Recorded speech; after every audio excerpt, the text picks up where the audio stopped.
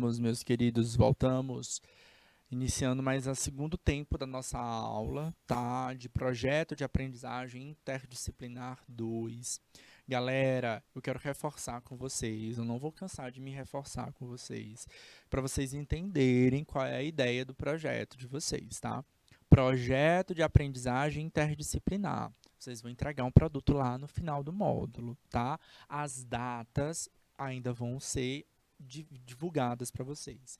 A estrutura, o modelo ainda vai ser falado para vocês. E o que eu estou fazendo aqui, professor, em todas essas aulas? Passando para vocês ideias de como vocês podem utilizar como estratégia lá no trabalho final de vocês, tá? No projeto de aprendizagem interdisciplinar 1, vocês entregaram um relatório, não entregaram? Certo? Vocês aprenderam muito com aquele relatório, né? Com certeza vocês tiveram dificuldade na escrita. É claro que vocês tiveram. Foi o primeiro trabalho de vocês, certo? Com muito rigor, com muitas exigências. Muitos de vocês tiveram dificuldade, nunca fizeram aquilo dali. É diferente. E é esse o objetivo, para vocês aprenderem. Opa, pera lá, vamos melhorar aqui e tal. Mas ajudaram vocês a reconhecerem o quê? A realidade local. Esse foi o objetivo, essa foi a proposta. Vocês conhecerem o quê? Um retrato, fazerem o quê? Um retrato da realidade local de vocês. E agora, processo criativo. Eu vou criar o quê? Da onde? A gente pode querer inventar a roda? Se a roda já foi inventada, adianta inventar a roda? Não, né? Mas a criatividade, a inovação, elas partem do quê? De conhecimentos prévios do passado. Então, a partir do momento que eu entendo qual é o problema que eu tenho, tá? E eu posso consultar possíveis soluções, né, coletivas, todas as nossas aulas a gente está falando sobre identidade, sobre necessidade humana, sobre identidade e interesse coletivo, certo? A gente já falou, mas vai falar mais sobre conflito coletivo. Agora está falando sobre ideias empreendedoras no aspecto de transformação. Então, essas ideias, elas podem ajudar vocês a vislumbrarem o quê? Processos criativos para o trabalho final de vocês lá no final do módulo 2, tá bom? Então, fica ligado, tá? Que essas aulas são importantes para a construção do trabalho de vocês final, tá bom? Então, hoje, como eu falei para vocês, a gente está focando nessa ideia coletiva, especialmente a aula está focando no quê? Nas tecnologias sociais, tá? Então, a gente está focando nessa ideia do empreendedorismo, no empreendedorismo mais transformador do que no empreendedorismo de lucro, propriamente dito, tá? Eu dei para vocês dois principais exemplos que a gente tinha, tá? Que a gente tem nas nossas casas, que era o soro caseiro e o sal iodado como tecnologia social, mas a gente tem outros exemplos, como é o caso das cisternas de placas pré-moldadas. As cisternas de placas pré-moldadas, galera, na verdade, são cilindros, tá? Que armazenam a água e elas ficam bem próximas da casa, certo? Da casa das pessoas. Elas foram criadas, elas foram desenvolvidas tendo um olhar da realidade local. Qual era o problema daquela realidade local? Tá? Pessoas que viviam no semiárido, certo? Numa região com pouco abastecimento de água, certo? O que acontecia com elas? Durante o período de estiagem, a gente está começando, a gente está dentro de um período de estiagem, com baixo índice de chuva, tá? Então, nesse período de estiagem, o que acontece com essa população, tá? Elas vão consumindo os poucos reservatórios de águas que tinham. Isso antes das cisternas pré-moldadas. É a realidade local da população lá do passado, tá? E aí, o que a gente tinha? A gente tinha lagos que secavam, rios que não eram perenes, tá? Eram rios temporários, que iam secando. E não só as pessoas consumiam aquela água, mas animais consumiam essa água, então essa água começava a ficar imprópria para o consumo, tá?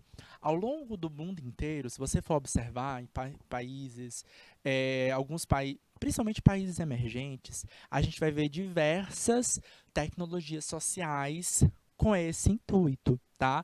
De solucionar esse problema do mau abastecimento de água, tá? No Brasil, uma solução muito bem sucedida foi a solução ligada às cisternas de placas pré-moldadas, certo? O que que acontece com essa cisterna? Ela é uma grande caixa d'água que acumula água das chuvas no período de não estiagem, no período chuvoso, né? Aí lá, janeiro, fevereiro, março, abril, até maio, chove bastante, tá? E aí o que que acontece? A gente vai começando a acumular boa parte dessa água, tá? Que vai caindo pelos telhados, que vai caindo pelas, é, é, vai sendo guiado, tá?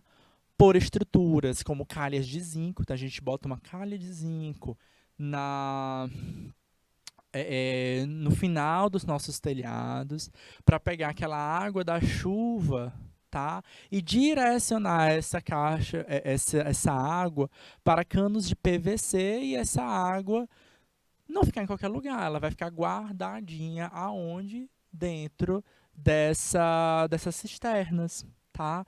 Então, eu sei que muitos alunos, tá, que acompanham essa aula, por exemplo, têm em suas residências, tá, ou nas regiões onde moram, o consumo de água através das cisternas de placas pré-moldadas. Tá? Eu sei disso porque durante as nossas aulas, às vezes eu estou falando sobre outro tema e os alunos comentam, professor, mas aqui são cisternas, aqui a minha realidade é essa. Por isso que eu digo que quando vocês comentam e participam do nosso chat, é muito importante, enriquece a minha aula também, tá? A minha não, mas todas as nossas aulas, tá? Porque a gente consegue conversar com vocês. Então, muitos de vocês, não todos, mas muitos de vocês que estão assistindo essa aula partilham dessa realidade aqui. Tá? A realidade da seca, da fome no Nordeste não é exatamente uma realidade. Olha lá, uma solução, uma tecnologia social que transformou a realidade de muitas pessoas, tá? E até o abastecimento sobre dessas cisternas de placas pré-moldadas, elas mudaram ao longo desse processo, tá? Então a gente tem que entender aí a ideia do processo de transformação social. Tá?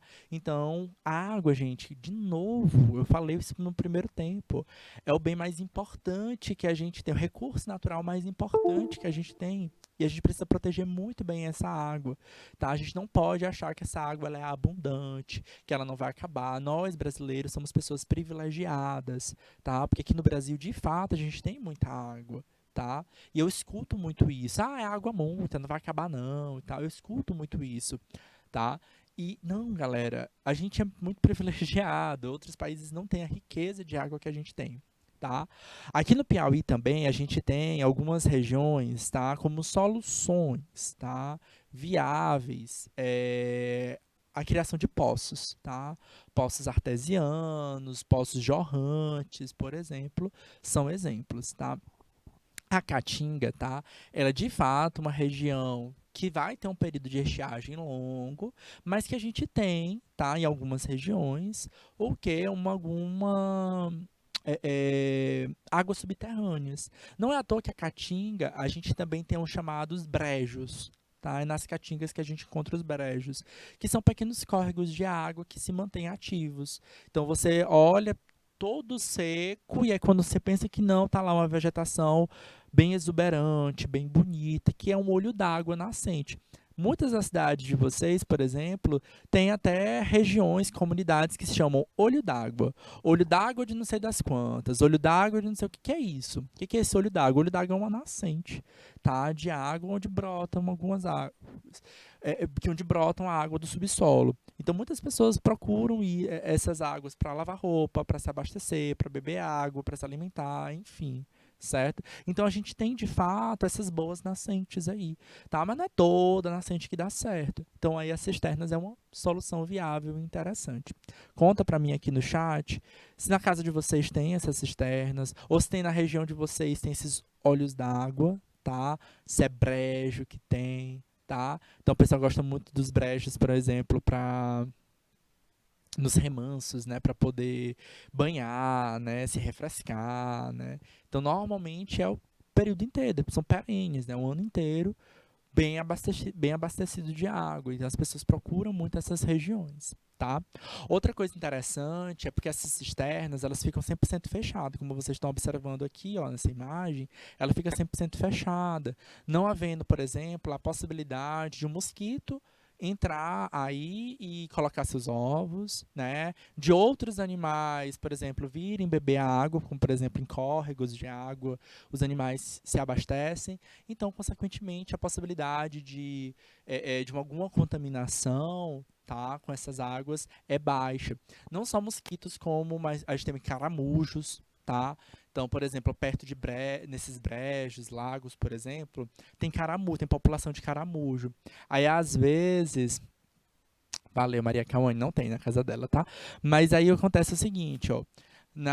Nos brejos, tá? Nesses riozinhos, riachos, nascentes de água, tá? Quando não tem saneamento básico, por exemplo, é cultural, tá? Que algumas pessoas querem fazer defecar nas proximidades, tá?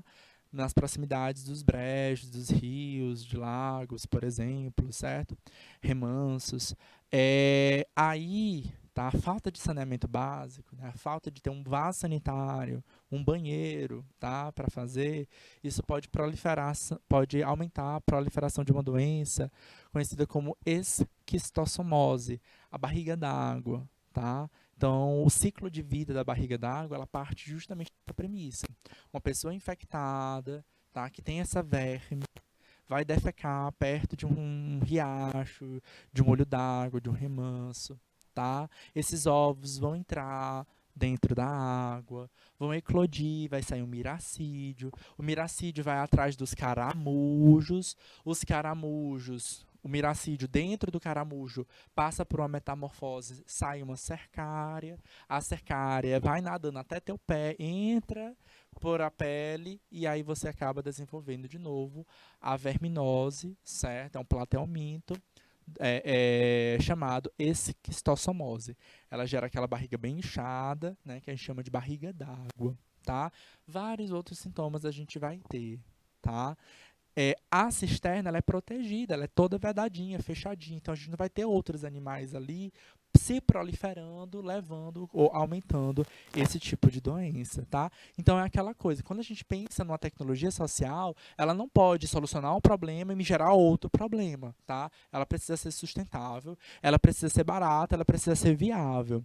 Aí essa outra imagem aqui, ela ajuda a mostrar aí a ideia para vocês do trabalho coletivo, da construção, da criação dessas cisternas, tá? Então, o trabalho coletivo, tá, de várias pessoas, elas movimentam, tá? Ela traz essa tradição, essa cultura para as diversas pessoas daquela comunidade. Ela é passada e repassada por diversas pessoas. Então, gera até uma forma de empregabilidade, renda para aquela parte da população também. Beleza? Tranquilo, pessoal de Assunção do Piauí, pessoal de São Luís, pessoal de São João da Canabrava, tranquilo, Meriene, que está acompanhando essa aula, Maria Cauane, Nádia, Ludmé,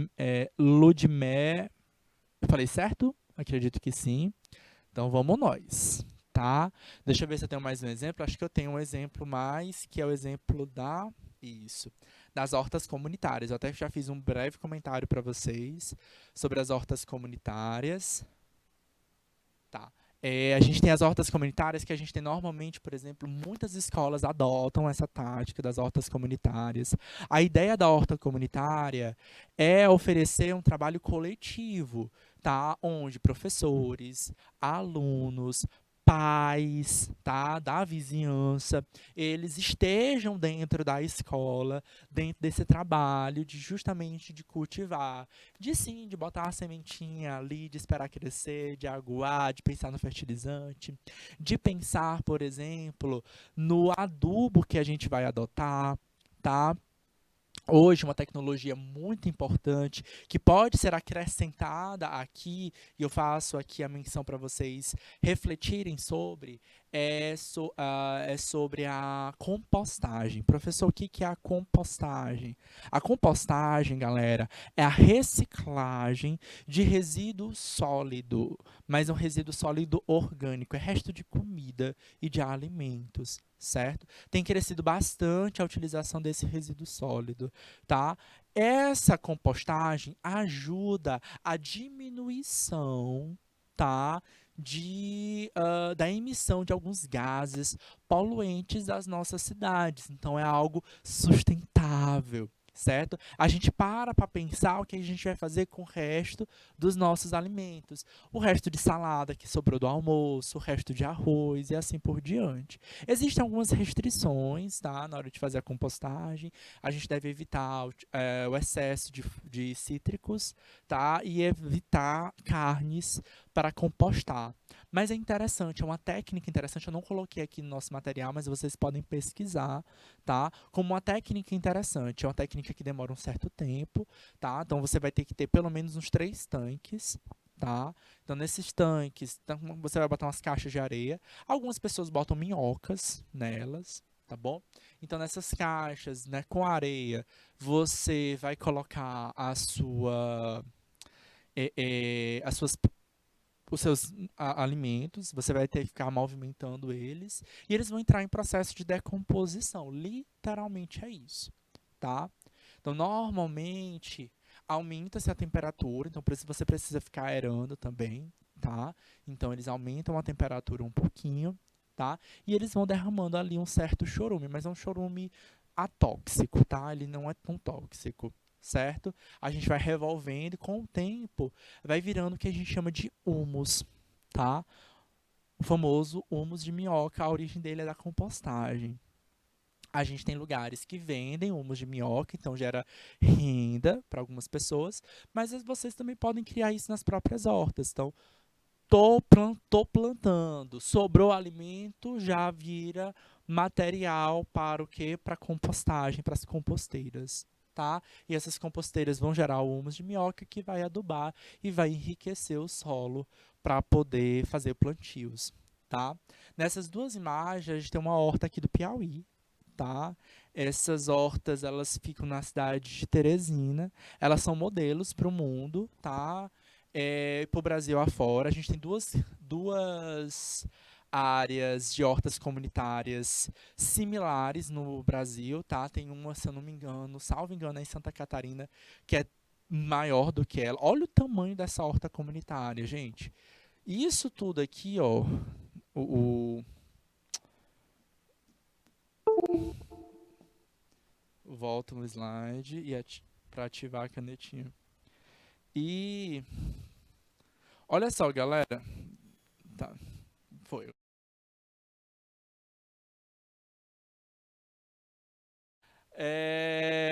Toda essa área aqui circulada aqui para vocês, ó, tudo isso aqui, isso é um bairro da cidade de Teresina. É o bairro chamado de Seu Arco Verde, tá? É um bairro. Acho que, se eu não me engano, é o bairro mais populoso da capital de Teresina. Mas olha o tamanho disso aqui. Galera, são quarteirões e quarteirões, tá? Todas são hortas, tá? Então, a comunidade, ela está inserida dentro desse processo, desse lugar, para gerar justamente o que?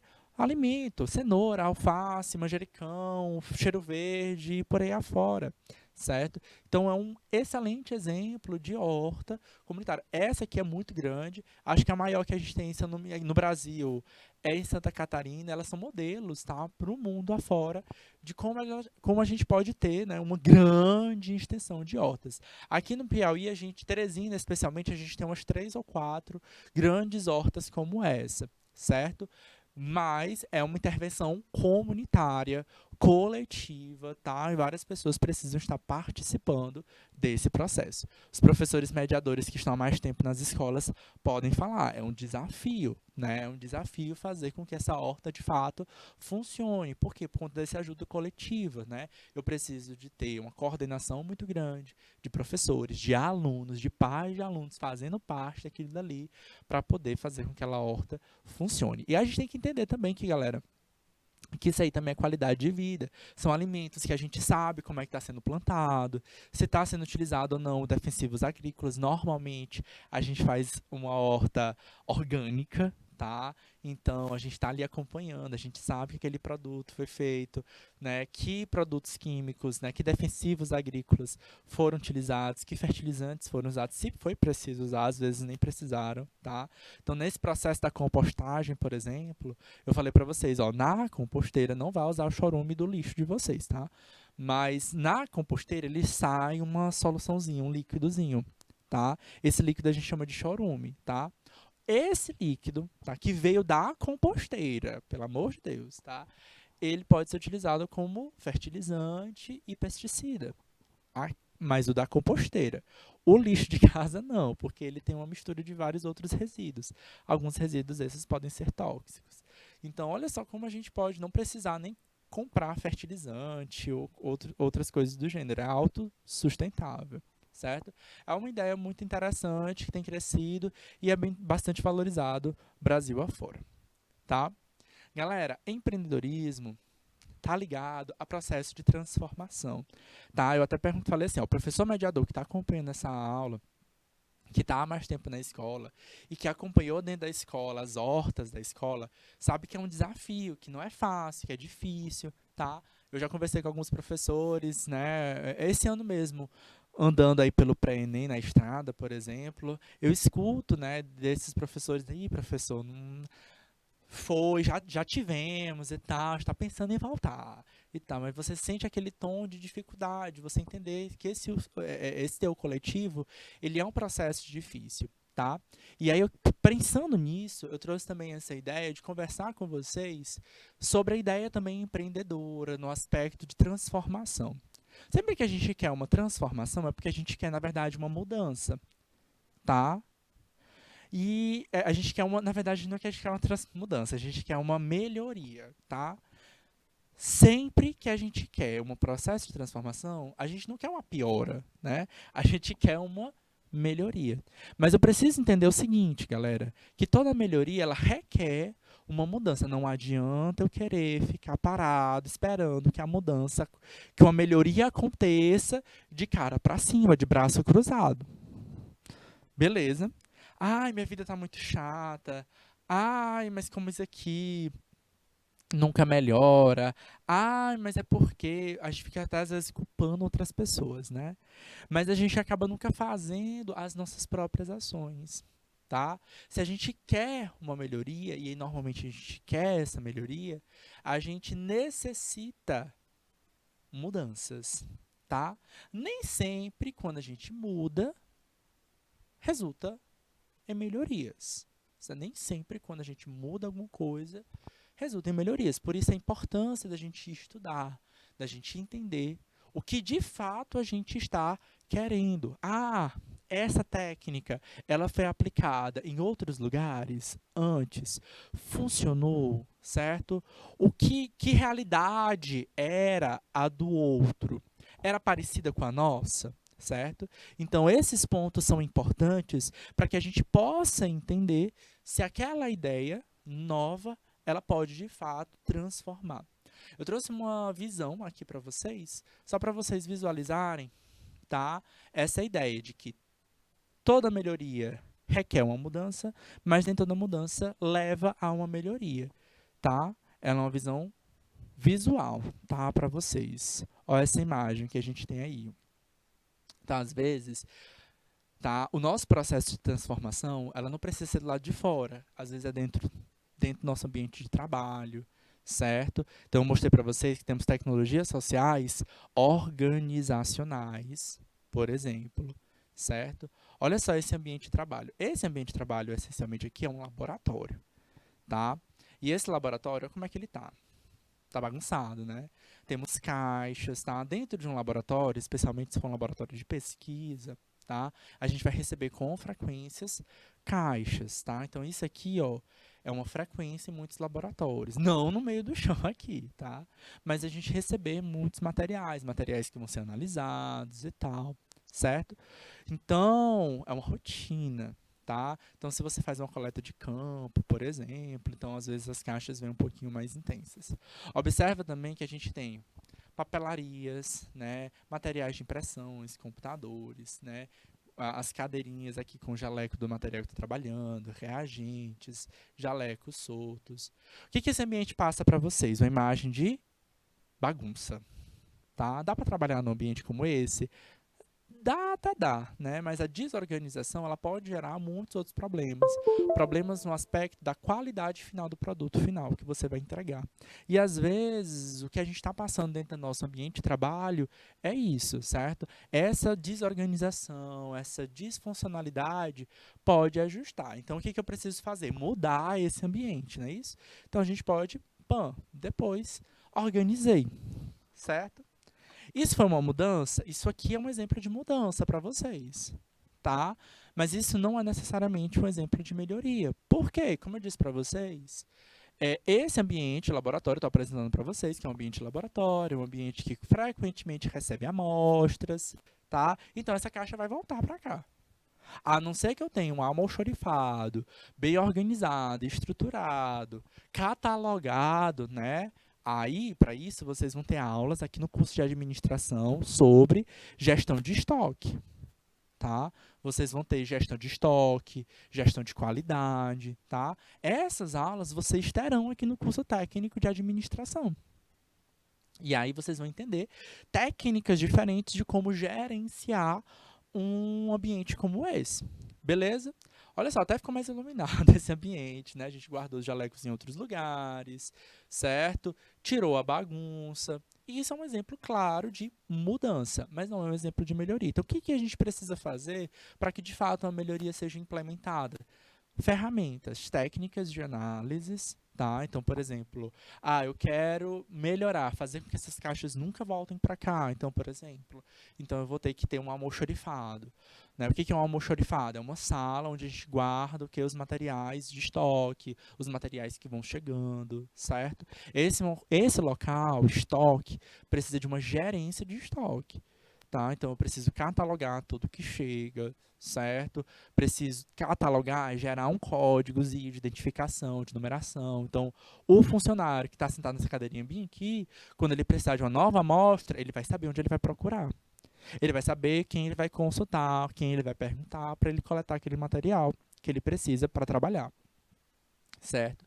Até isso ser implementado, isso vai levar um tempo, tá? Porque é cultural, certo? É rotineiro. É difícil a gente estabelecer novas rotinas, novas rotinas no nosso dia a dia, certo? É que nem a cama de vocês, tá? Então, a cama de vocês, você arruma um dia, você fica, olha que legal, que linda. Mas se você não arruma todo dia, ela não é um hábito para você. No outro dia ela vai estar desarrumada de novo. E no outro dia de novo, de novo, de novo. Até que se estabeleça uma rotina de organização, isso leva um tempo. Tá? Como é que a gente sabe, por exemplo, que houve, por exemplo, aspectos de melhoria? Tá? No caso de sistema simples, tá? Como sabemos se a mudança gerou uma melhoria? Tá? No caso de sistema simples, podemos discernir se uma mudança é uma melhoria apenas observando informalmente o que aconteceria antes e o que aconteceu depois. Tá? Em processos de sistemas complexos, necessitamos mostrar que uma mudança é uma melhoria com evidência em geral, coletando dados, observando ao longo do tempo. Esse gráfico aqui ele é só visual, certo? Para a gente entender, tá? Sempre que a gente vê um gráfico, a gente vai observando análises aí. Então, a gente está, por exemplo, analisando o tempo de produção, certo? Ao longo do tempo, tá? Então, esse primeiro tempo aqui é tempo em semanas, tá? Esse tempo aqui é o tempo que a gente leva para executar uma tarefa, tá? Esse primeiro tempo é o tempo que eu uso para executar uma tarefa. Então, você vai ver aí de 0 a 12 horas, tá?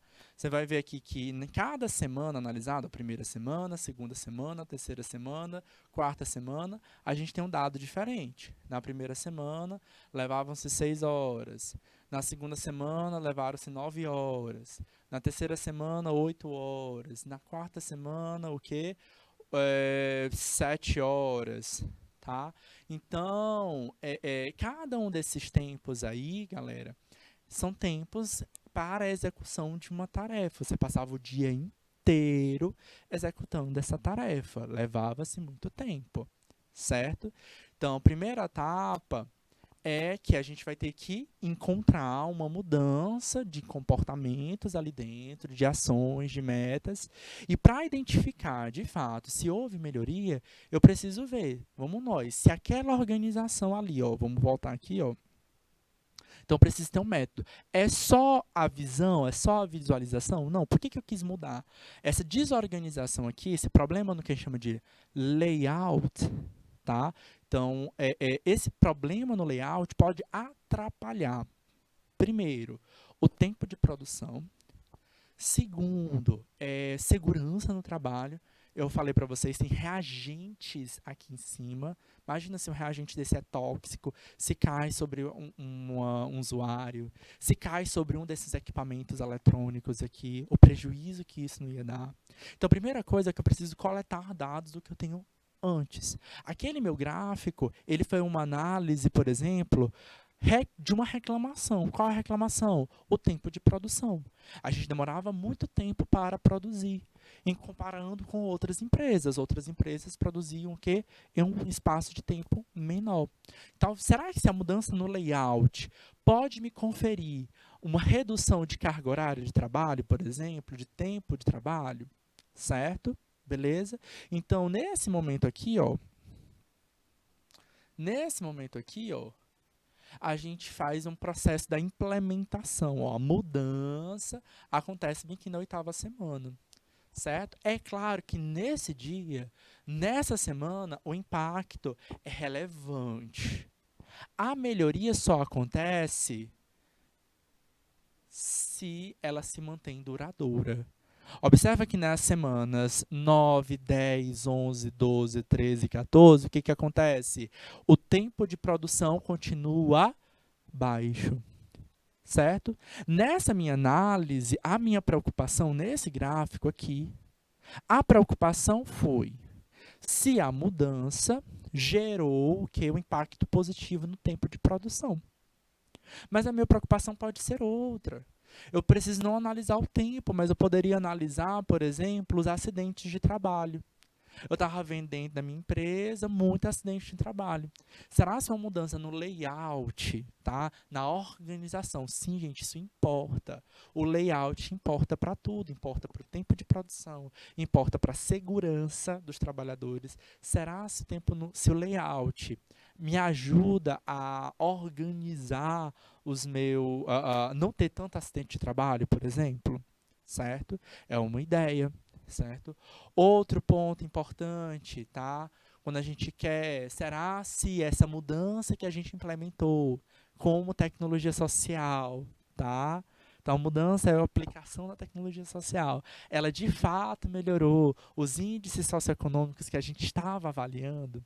Por exemplo, estava tendo muita doença, muita pessoa desidratada, com disenteria e tal. Será se a aplicação de soro caseiro à população, o conhecimento delas, impactou positivamente? Sim, é um resultado positivo. Tá? Será se aquela tecnologia nova que foi implementada, uma horta coletiva, por exemplo, tá? Ela implementou uma mudança de comportamento na saúde, por exemplo, dos estudantes que passaram a se alimentar com alimentos mais saudáveis, frescos, né? Que vieram ali da própria escola, certo? Então, essas mudanças elas podem ser movidas e, principalmente, medidas para justamente testar e avaliar o grau de qualidade delas, beleza? Outro ponto importante que precisa ser pensado é que essa tecnologia, tá, ela pode ser um produto, tá, como eu disse para vocês. E o que é um produto, galera? Um produto, ele é um bem tangível, ele vai existir e, claro, ele vai ter também um tempo de existência. Galera, a gente tem uma coisa que a gente chama de ciclo de vida de produto, ou ciclo de vida de empresa, tá? Então, algumas pessoas, alguns estudos vão colocar que o ciclo de vida tem 5 fases, outros que tem 4. Eu trouxe aqui para vocês a explicação de um ciclo de vida com 4 fases, tá? Todo produto e toda empresa tem esse ciclo de vida. E a gente precisa partir do ponto de que esse ciclo de vida vai existir, certo? E a gente pode fazer várias inferências e análises diante desse ciclo de vida. tá? Ciclo de vida, a palavra a expressão ciclo de vida nos remete à ideia de quê? De que algo nasce, cresce, morre, não é isso? A ideia é pertinente e ela também existe para o nosso dia a dia, tá? As empresas, os produtos, eles também vão ter fases de nascimento, de crescimento, de maturidade, e eles também vão uma hora deixar de morrer. E é claro que com o tempo, alguns, assim como as espécies, né? O ser humano vai viver lá uns 70, 80, 90, 100 anos. Agora um cachorro vai viver esse tempo todo? Não vai, né? Então os produtos também mudam. Vai ter produto que vai durar muito e vai ter produto que vai durar pouquinho, certo? Beleza? Vamos entender o que acontece em cada fase e entender em que momento você pode estar dentro do processo de implementação dele. A primeira fase é a fase de surgimento, tá? Então, normalmente quando algo surge, é a hora da implementação da mudança, certo? As pessoas ainda não aderiram 100% àquela ideia, certo? É novo, e aí, ó, a grande ideia do empreendedorismo. Por isso eu estou associando essas aulas, a aula da semana passada e a aula dessa semana, a ideia é empreendedora, é uma atividade de risco. Por que que é uma atividade de risco? Porque a gente investe o dinheiro, a gente gasta dinheiro e as pessoas ainda não conhecem aquela ideia. E se as pessoas não comprarem a tua ideia? Certo? Então, nessa fase que a gente chama de embrionária, é uma fase, ó, de desconfiança do consumidor e da comunidade. As pessoas vão ficar, mas será? Mas para que serve isso mesmo? Eu citei para vocês o exemplo do celular, né? Não é uma tecnologia social, mas está no dia a dia de vocês, né? Eu falei até para vocês, quem usa celular diariamente não se vê mais não usando celular. Mas há uns anos atrás, as pessoas não tinham muito isso não, galera. Certo? As pessoas, meu Deus, mas para que isso? Tá? O celular que a gente conhece hoje, com essa carinha, tela de vidro, preta e tal, ele surgiu em 2007. Ele virou comercial em 2007. Tá?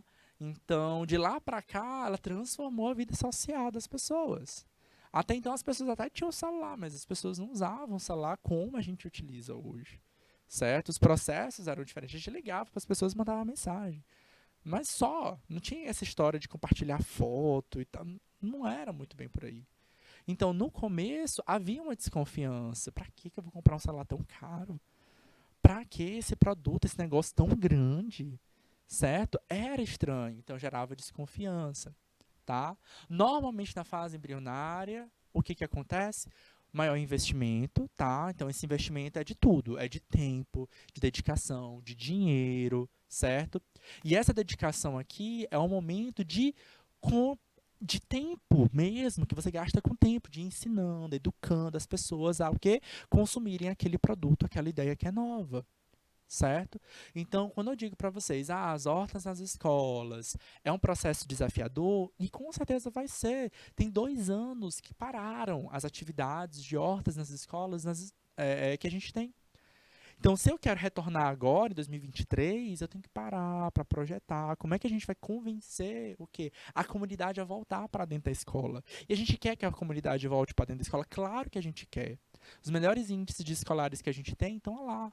Associado ao quê? A família dentro da escola, a professores e diretores, coordenadores, com atenção dentro daquela escola, os pais também dos alunos dentro da escola. Então, os melhores índices que a gente vai ter é dessa escola integrada, de mãos dadas para soluções de problemas. Então, nesse momento da fase embrionária, é aquele momento de quê? De convencimento, de estudo, de dedicação, de vocês entenderem todo o propósito, certo? Quais são as plantas que a gente vai colocar? Pensando na horta, tá? Mas vocês vão pensar em outros aspectos, tá? Que plantas a gente vai colocar? Em que lugar vai ser colocado? Que estrutura? De qual recurso financeiro vai ser preciso, tá? Segunda fase, a fase de crescimento, tá? Normalmente, nessa fase, o que acontece? Numa empresa, de um modo geral, tá? Começam a surgir o que a gente chama de concorrência, tá? A ideia começa a ser aderida pela sociedade, as pessoas começam a querer aquele produto, outras pessoas vão começar a se manifestar. tá? Então, é o momento do crescimento, é o momento em que surgem variações daquele mesmo produto, tá? Então, a gente vai ver variações, diversidade, isso é muito bom. Teve um tempo que a gente tinha, por exemplo, quando surgiu o celular, tá? Só fazendo o comparativo com o celular. Até hoje a gente tem, todo ano lança-se um celular novo, né? Só que tu pega dos últimos, sei lá, 5, 6 anos, né? Estão só lançando celular novo, mas não tem muita inovação ali dentro, né? Antigamente a gente tinha o tamanho do celular, a quantidade de câmera, se ele era fino, se durava a bateria. Hoje em dia tem lançamento de celular, mas não muda tanto assim, né?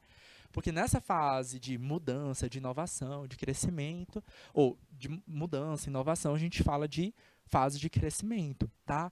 Ah, eu vi aqui uma técnica diferente. Bora botar, então, começa a plantar, aí eu falei aqui da ideia, por exemplo, de botar a compostagem. Então, primeiro vocês fazem um plantio normal, aí vem a ideia da compostagem. Não, vem a ideia de plantar plantas diferentes, vem a ideia de plantar outros tipos de hortaliças. Então, essas variações surgem aqui dentro da fase de crescimento. A gente recebe muito feedback dos clientes, dos consumidores finais, e a gente entende onde está falhando, onde está mudando, onde precisa haver possíveis pontos de mudanças. A fase de maturidade é onde acontece uma grande aceite, tá, daquele produto, é bem aderido, tá todo mundo usando, certo, aquele produto, certo. Se for a visão de lucro, tá, se tiver essa visão de venda, é o momento do lucro, a fase da maturidade, certo? É o momento que você resgata tudo que você investiu lá nas primeiras fases embrionárias de crescimento. Tá bom? Então, se você fizer uma análise de marketing, por exemplo, seu objetivo, tecnologia social não visa lucro, tá? Mas se você estiver analisando o ciclo de vida para o marketing, por exemplo, o marketing é a fase embrionária, é a fase que você vai gastar dinheiro com publicidade para poder você educar os consumidores naquele produto, tá? E a fase, você gasta dinheiro na embrionária e você recolhe, recebe os frutos dele na maturidade. É um produto que está mais consolidado, que ele está mais sério, que tem grandes aceites por parte da população. Você não precisa investir tanto em publicidade assim, porque as pessoas já absorveram aquela ideia, certo? Estão aderidas. E a fase de declínio, certo?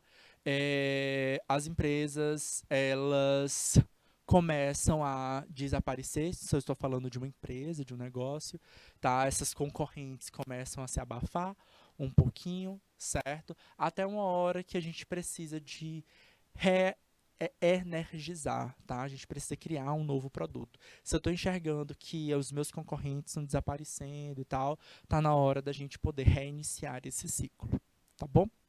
Queridos, o nosso tempo estourou, tá? 30 segundinhos aí só para acabar. Foi um prazer estar aqui com vocês mais uma vez, tá? Pode deixar a tela para eles, Maioli, para a gente fechar nossa aula com a tela. Essa atividade é uma atividade complementar, para complementar a carga horária de vocês. Primeira, segunda e terceira questão, vocês podem tirar um print, tá? Ou pegar essas questões lá na plataforma do canal Educação, que é o canal educacau.tv. Beleza? Queridos, muito obrigado, um grande beijo, um grande abraço e até a próxima aula. Tchau, tchau.